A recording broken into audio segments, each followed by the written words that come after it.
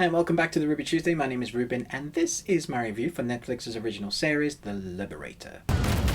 Sir, think it's probably a good idea for you to fall back till we clear the snipers out. The Liberator takes place during World War II, where maverick US Army officer Felix Sparks and the 157th Infantry Regiment fought for over 500 days alongside the Allied forces in Italy. There are 4 episodes, and they're about an hour long, 50 minutes long. The first thing you're going to notice, and it's probably, if you've seen the trailer, you already know this, is the style that this is filmed in. So the style is called Trioscope. It's a type of enhanced hybrid animation that blends computer-generated 3D environments with live-action footage and traditional 2D animation. The technique was created by the School of Humans Animation Studio in Atlanta, and The Liberator will be the first scale demonstration for its potential with modern filmmaking. You would have seen something similar with rotoscoping in A Scanner Darkly. 2 hemispheres of my brain are competing. Although this one is the first one of its kind because they've used the CG with like blue screen sets where you have live action actors. So you have that CG, kind of not green screen but blue screen, and then it has this style, the kind of filter that they use with the CG incorporated with it. And I have to say, it's very artistic. It looks really interesting, but I did know that that was what I was watching throughout the 4 episodes. So I'm not sure whether it's a positive. According to them, why they did it was originally when they had greenlit this series, it was going to be too expensive. They were looking at 150 million full budget, and no one was going to fork out that amount. And so they had to come up with a way to do it that was going to be much cheaper, but still kind of tell the story that they wanted to.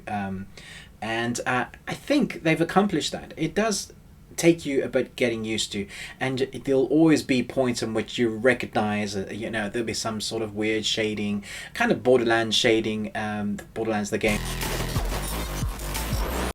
on the mouths and the hair. Certain things that they do will just you sometimes forget that it's like it's got this style. You kind of get into it because the story is pulling you into it, but then there'll be times that it kind of pulls you out of it, and you're like, oh, okay, yes, I forgot that's this. What I'm watching is not exactly traditional. I do love creativity, and I love people that try new things, especially with entertainment medium. And so the fact that we're still seeing new stuff in entertainment medium is fantastic. I think the strongest point, the strongest part of these 4 episodes would definitely have to be the story and the way it's told. We have this ragtag crew. You see them right at the beginning. Most of them are in the jail for the army. You went AWOL to come back to this?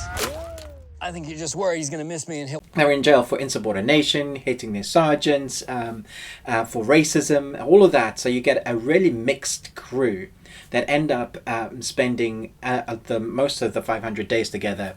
And obviously the story will develop these characters somewhat. They're a little two-dimensional, but you do feel it when one will be taken away, and it's war, so obviously that's going to happen. But it also shines a light on the other sides, and it kind of shows what's going on, the atrocities that we've seen so much. But we do follow mostly the protagonist, and we see what's happening through his eyes. The acting, I thought, was... I guess it is acting because it's live action mix, but for the most part I kind of just want to say voice acting because my mind is telling me that it's animated, which is not quite, well, it is a mixture. So you can understand my discrepancy there, my brain going, fighting against me, like what is this that I'm watching? But the acting, I thought, was really good. You feel those heartfelt moments. So when you get those action scenes, you are rooting for the characters. When you see the atrocities, we've seen so much of this, so I guess we can be a little bit blasé about the atrocities that we see because there's so many World War II films. There's so many stuff about concentration camps. We've seen it all before.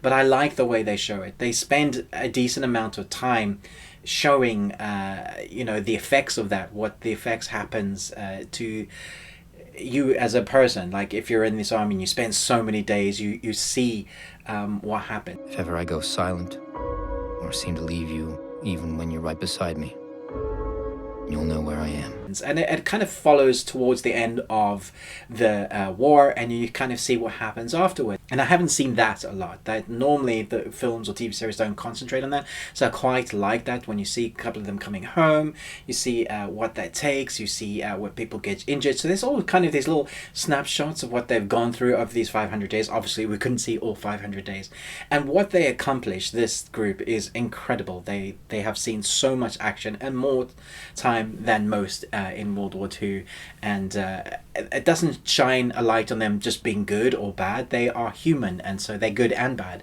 and I believe that the storytellers were able to show us that within this story. Right at the end we get that kind of classic real photos and a little bit of blurb telling us, you know, what these guys were up to. You know, that kind of, when it's based on a true story, you kind of get that kind of that information of what happened to them and how long they stayed together, you know, that kind of stuff, which I really appreciated because it kind of adds an air of authenticity to it. I think the biggest thing to take away from this is a new creative project that you might not love, but you can just appreciate for its creativity alone.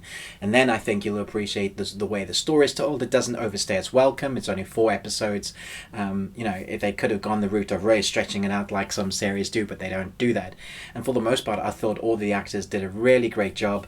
The score, I thought, was quite epic as well. You get that kind of war score, which I appreciated. I thought there were some standout moments when it came to dialogue, and the action scenes I thought were fine. There wasn't anything that I thought was brilliant, and my brain kept telling me, well, is this animation? If this is animation, they could do so much more for it. And then my brain goes, wait, okay, this isn't animation, so that's why they're doing it in a blue screen room, and they have to be human about it. So it does kind of create this kind of 2 genres of what is it I'm watching.